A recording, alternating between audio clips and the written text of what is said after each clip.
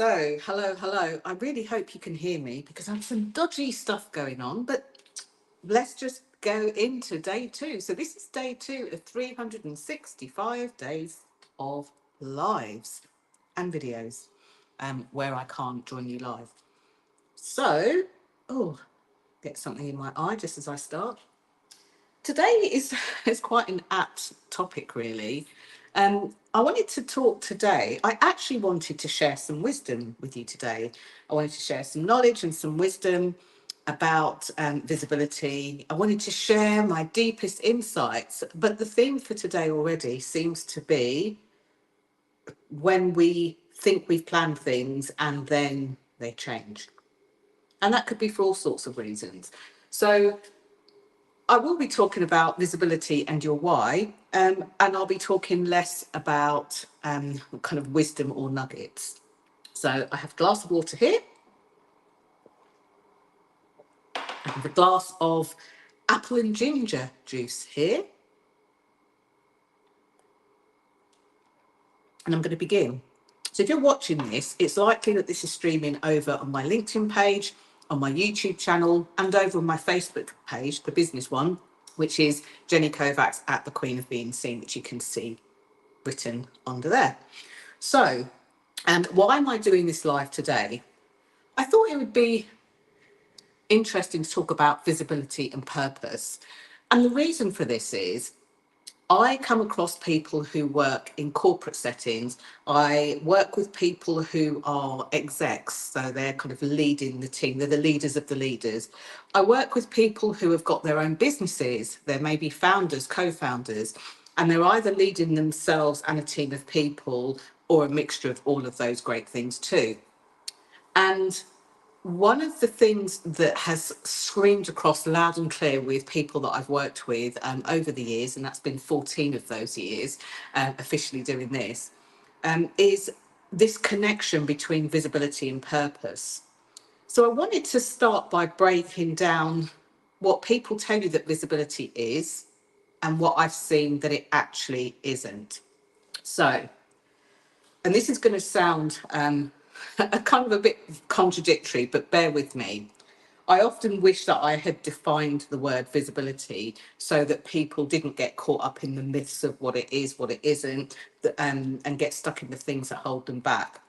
So, when your video, your post, the thing you put online goes viral and it gets millions of views, millions of hits, millions of insights, or anything else that you record it by, that is a form of visibility, but it's not what I teach you to aim for or teach you to do.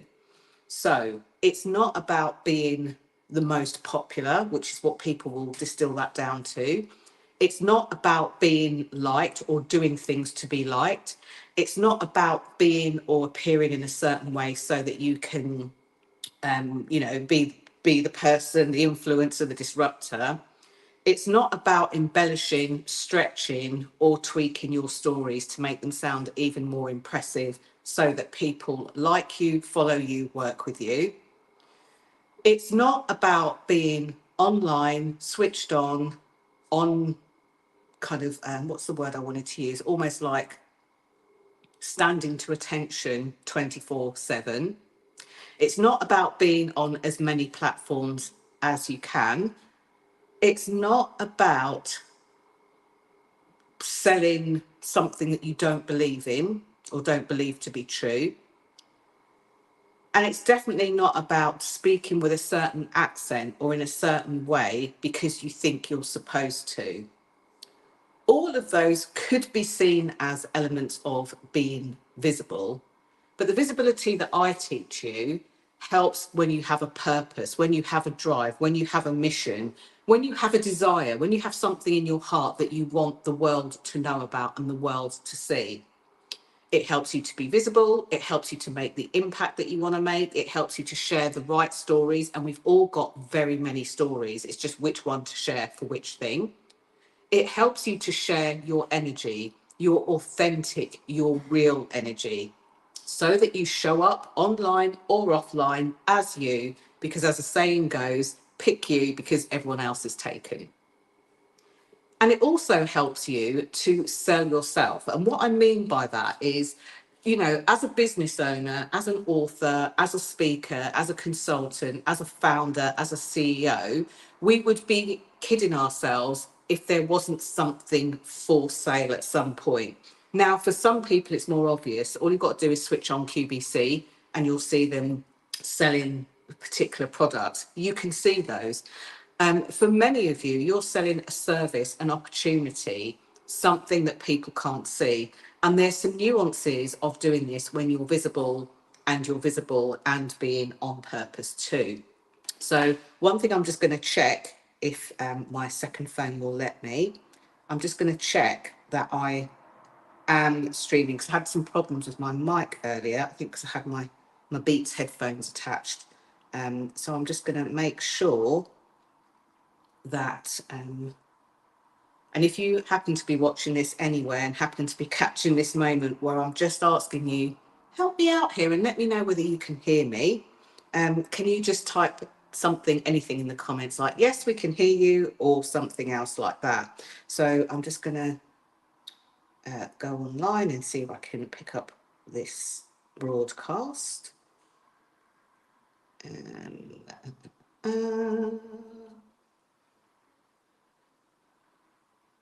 Well, it says I'm live. And now, turn my volume up. Yes, I can hear myself, which means you can hear me. Great. I just wanted to check that. So for those of you who watch these back on the replay, instead of typing hashtag replay, if you could type hashtag 365 for 365 days, that would be helpful, so that I know that you're seeing this. If this is your first one, you've only kind of missed one. That's okay. Okay, so for those of you who are sharing something, maybe you're on a mission. You know, sometimes I work with people that say we're on a mission to make sure 1 million women are empowered too. Now, here's what you should know about the work that I do.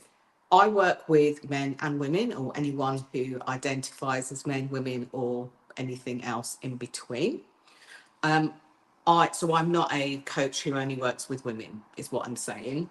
I also, as well as working with entrepreneurs and small businesses and independents, I also work with quite big corporates as well as SMEs, as well as smaller founded companies. And if you're curious about who I might have worked with, if you type into your web browser my name, jennykovacs.com, you'll see a graphic to show you just a handful of those people. So people like British Telecom, the Red Cross, who else have I worked with? Mighty, so many, too many to remember.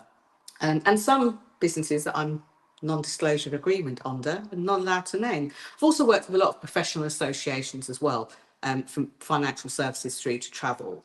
I tell you all of that, so you know I'm not just somebody that pops up on the internet and just decides to tell you something that I want you to believe or want you to persuade, because that's not actually why visibility and your bigger why it matters or is important.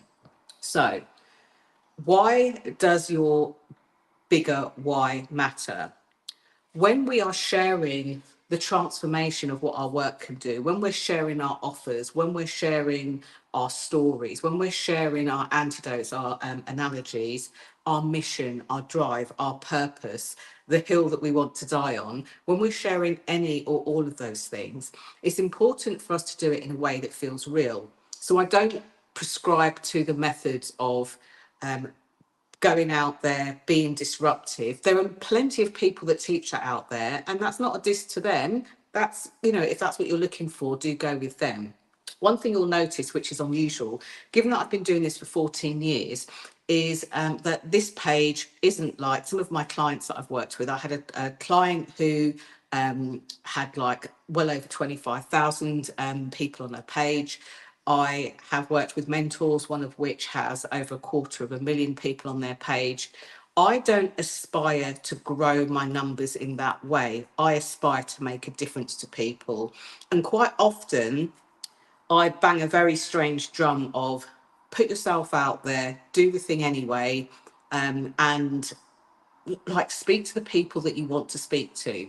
Because if you try to go immediately just for the numbers, you'll end up fudging your message and fuzzying your message and not really ever feeling like you are being visible to those people that you want to, and also not showing your bigger why. So today, I started off by telling you all the sorts of things that visibility isn't about, but I'm going to kind of just share some thoughts, some insights on what visibility does. And it's interesting because as much as I'm the creator of the Visibility Vibes framework and system that helps you to accelerate your visibility and also to activate your visibility if you're feeling shy, a lot of people think that this work comes from people who are shy, retiring, introverted, just want to hide. But the truth of the matter is, let's do that again. The truth of the matter is that a lot of the people I work with are far from those things.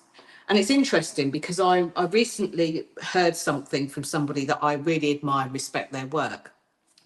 And this could be classed as professional or personal development. But the biggest reason that most people hear my message, love what I share, and don't go forward is almost egoic, but there's a part of them that stops themselves from moving forward because they tell themselves, I don't need this, I'm confident. I don't need this, I'm articulate. I don't need this, my message is clear. I don't need this, I know how to share my stories. I know how to share my work. I've got clients. And here's the thing about my work, you won't need it. You'll want to dive in, you'll want to jump in, because part of what I notice with the people that do best with this work is they have high levels of emotional intelligence. They aren't looking from a place of need. They recognize the gaps that they have as well as the skills that they have. And often, what they learn the most is what happens to them when they deal with what I refer to as a crisis of confidence. A crisis of confidence is what started this work. So, the visibility stuff, when I started doing this in 2010, working with clients to help them with this, one of the things that they initially came for was because they thought they needed something. And often there's a gap for them to fill, you know. What I don't do in this work is I don't judge people and I don't shame people. The only thing that I do in this work is I won't work with somebody if that it's completely out of integrity. So if somebody came to me and said, look, I'm not going to lie, I'm a scam artist, I need to get out there more. Could my work help them? It probably could, but that's not what this work is for. And it's not what I want it to be used for, and it's not what I want to do.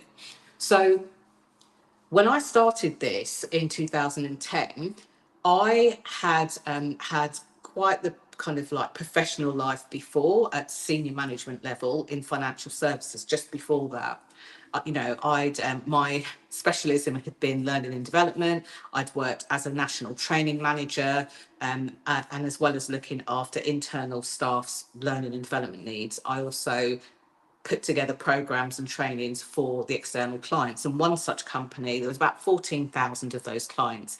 So I would train internally, externally. Internally would include the sales team. I'd report back to the board, and I reported into the board. So I had very good experience of learning and teaching adults in a way that was quite frankly non-patronising. But one of the things I noticed when a lot of the bigger companies bring in a training provider, especially when it came to like presentation skills, public speaking, sales, they would create scenarios that were designed to help people to practice things and do things. But these scenarios would like not get the best out of them. They would do things like count their they would do things like critique and criticize everything. And this is the reason why most people mix up the word criticism and feedback. They're actually two very separate things. But whenever I've said to someone, I'm going to give you feedback, they expect criticism. And the reason that I don't criticize is because I noticed throughout this work is that when, and even before, that when you find something to criticize and focus somebody's attention on, they do it even more. Start talking about how many times they said or waved their hands. They'll wave their hands and they'll even more. Start telling them that they should pronounce things in a certain way. They start to literally lose the ability to speak. Much like if you are on the computer typing something, and you know when someone comes up to you and they're standing over your shoulder and looking at your screen and asking you a question and maybe asking you, can you just type this in or can you look for this? It's like your fingers lose the ability to type. So I had successfully in my own career been promoted rapidly over a very short space of time and increased my income, increased my salary as an employee. So when I left employed life and started doing this work as a self-employed CEO, basically, and working with people to help them with their own talks and their own positioning and putting their work out there in the world, I was really quite surprised that people were so interested in what I'd done before. So interested that when I shared elements of things that I'd either said or did, because that's what they were asking me about, that it seemed to somehow help them. So it took for me to work with my own coaches and my own mentors and to be able to work out, well, what is this thing that I'm doing? Because I just explained to them something that they asked me. I just answer a question and then they tell me, oh, they've gone away and they've done this thing and it's thanks to me and what I've taught them. And I couldn't quite grasp it. So working with my own coach and mentor at the time, I realised that there are a number of different ways that people can go, depending on who you are, what you do, who your audience is. But one of the things that I recognised was that there are repeatable steps, regardless of who your audience are. So there are things that you will do that will be nuanced depending on who you are. So for example, at the moment, I've got a client who is really kind of deeply embedded in a cause and spreading that message out to the world in various forms. Then, you know, I've got other clients who are looking for their own clients and looking for more people to work with them on all sorts of topics, from things like sales, things like protection, things like speaking and presenting. And some of them come to me just because they want to be able to do that better for themselves. The reason that I do this work and my visibility that's tied to the mission of this isn't because I was rapidly promoted, isn't because I got pay rises in a short space of time. It isn't because I have delivered talks about this very topic to prestigious places like Google. It isn't about the fact that I've stood on stages in places like the Excel in London, on the very same stage that Stephen Bartlett had been on the day before, didn't know that at the time. It's not because I have delivered talks to huge companies and organisations in their boardrooms, on their boats, or, you know, in various places online around the world. It's because after such a, what felt like a stratospheric move, I hit a point of a crisis of confidence. And this crisis of confidence didn't have me go, oh, well, I'm not going to say anything. I'm not going to speak. It didn't have me say, I don't want to share this message with the world. It did have me say, I don't think I can do this anymore, quietly in my head. It did have me say, I think this is a fluke. It did have me say, I don't know that I could do this again. I can try it, but I don't think it will quote unquote work. That crisis of confidence in my life in one such area actually led to me going for another job at the time and taking a 60% pay cut. 60% pay cut. Think about this, because for some of you, it will be all about the money and that comes into the income that comes into the family. But for me, what it meant was a dumbing down of myself in lots of areas. It meant that I didn't feel worthy to go to specific places. It meant that I didn't feel worthy to, go on the holidays that I might have done. And I did do some of them, but I definitely pared it back and pared myself down. So today it's really amusing for you to think about your purpose. There's a couple of different things and kind of taken out of these 5 pillars that I would love you to reflect on. I'd also love you to type below and let me know, what's your biggest takeaway from what I've shared here? So one of the things that I see people do, especially online and especially on video, is they don't take up space. That normally means there is an internal crisis of confidence going on that sometimes they don't even recognize for themselves, which is why I always say visibility is an inside job. So people often ask me, anyone that's worked with me on video will always hear me say, when you're streaming, apart from if you're on TikTok, a reel, an Insta story, always hold your phone long ways. Psychologically, I want you to take up space. If I had my phone the other way around, what you would see is me with big black bars at the side. I am literally taking up space and unapologetically taking up space. And sometimes, rooted in the crisis of confidence, it shows up in this way, and people don't even realize it for themselves. The other thing that people don't often want to do is they don't want to make an impact. You know, I am doing this 365 consecutive days of lives and videos, and a small handful of people have decided to join me. I don't ever underestimate how scary a decision that was, even for me who's done this before, and even for them, because there are many more people that I spoke to who said, you know, even the thought of doing this makes me feel nervous. It scares me. I don't think I could do it. You know, one person who's really confident that I know said, I actually feel sick talking about this, physically sick. You know, other people will let other things get in the way. Their lives are too busy, there's too much to do, all sorts of things like that, and have that be on the back burner. And it's not to say that this isn't true, and this is where I want to strip judgment out of this industry. It's not to say, well, you're too busy then to show up for your clients. It's not about that. What it means is that you are not prioritizing you. Symptom of crisis of confidence. You're not prioritizing the business in the way that you think you would like to. Not wrong, not bad, not can do better, a crisis of confidence. That's all that is. It's a symptom of the crisis of confidence. Some people decide that they don't want to make an impact. They go through imposter syndrome, or they think that they can't make a difference to the world. That's not true. That's not true for anybody that I work with, because in a way, even when they feel those things, they decide to kind of push on and push through, not to their detriment, but they decide to do. And then there are the stories. You know, one of the biggest things that I hear, which points to a potential of crisis of confidence, is when people will say, it feels too private to share, or there's a version of, I don't want to share it privately because I don't want X to see it, friends, family, or whatever, or I don't want to share it publicly because it feels too exposing. Now, don't get me wrong. Had I streamed to you about an hour ago, you would have seen me with my hair bonnet on and the nice little night dress, quite a nice one, quite sexy, if I say so myself.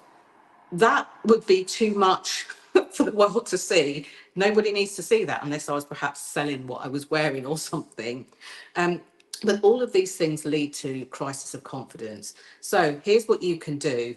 Decide what it would look like for you to be as visible as you would like to be. We're not talking about the dream big, you know, tote. We're not talking about, or trope, I should say. We're not talking about the go for the biggest version of yourself. I'm talking about on a real everyday basis for you, for what you do, where you're at now, whether you're employed, self-employed, or both.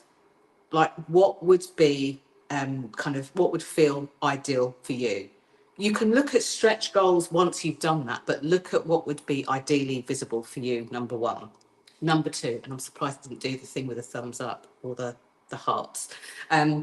Number two, what would making an impact in your world mean for you? Like, what would you be doing? Who would you be speaking to? What kind of impression would you leave? Would you be doing it online, offline, you know, in person, one-to-one, one-to-many, a mixture of both? No right or wrong answer, no good or bad. And in order to talk about your work and be visible in line and in keeping with your purpose. So whether it's in alignment with your purpose, in keeping with your purpose, in keeping with the business that you work in keeping with the thing that you decided to do or designed to do, Like, what would that look like for you? Because we have a lot of different stories that we can share. But sometimes I encourage my clients to kind of create a menu of stories so that they can pick out the ones that they need at any point.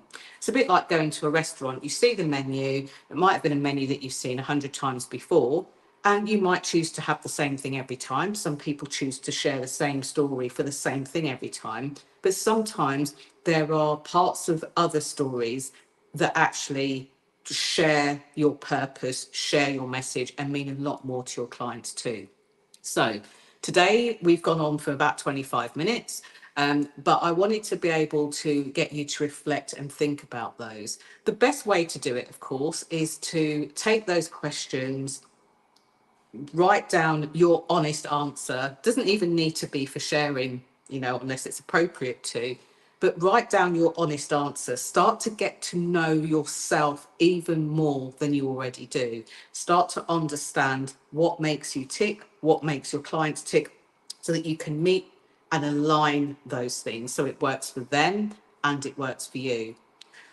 Interestingly, I have got something coming up called Go Live. It's about leveraging live streams. So whether you want to do that on LinkedIn, whether you want to do that on Facebook, whether you want to do that on YouTube, whether you want to do that on Instagram or Twitter or anywhere else online, this is really for people who know what they're about, know what they want to do, but want to impact people in a much bigger way.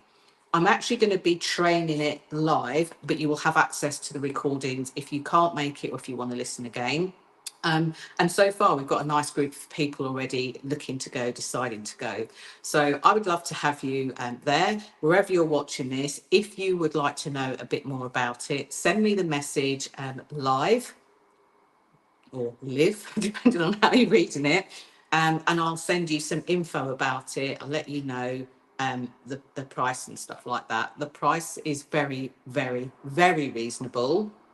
It's a lot less than I was paying my own coaches and mentors as I was going through building on my visibility journey online.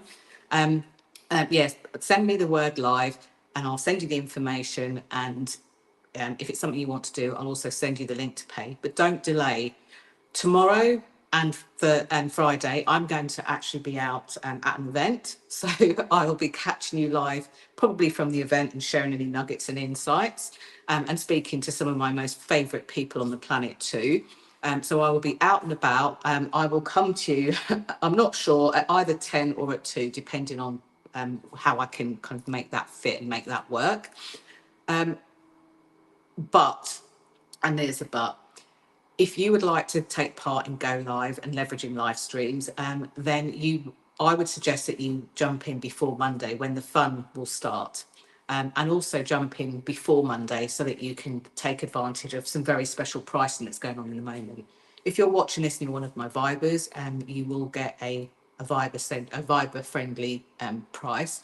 And if you have been a participant of the 12 days to confidence on camera, and you haven't upgraded before, you'll get a special price. So send me a message here or wherever you're watching this, and I would love to see you in there, really leveraging your live streams, really making a difference, and really sinking into your mission and your purpose so that the world can hear your voice. Because your voice matters. That's it. See you tomorrow at 10 or at 2, or maybe both. Bye for now.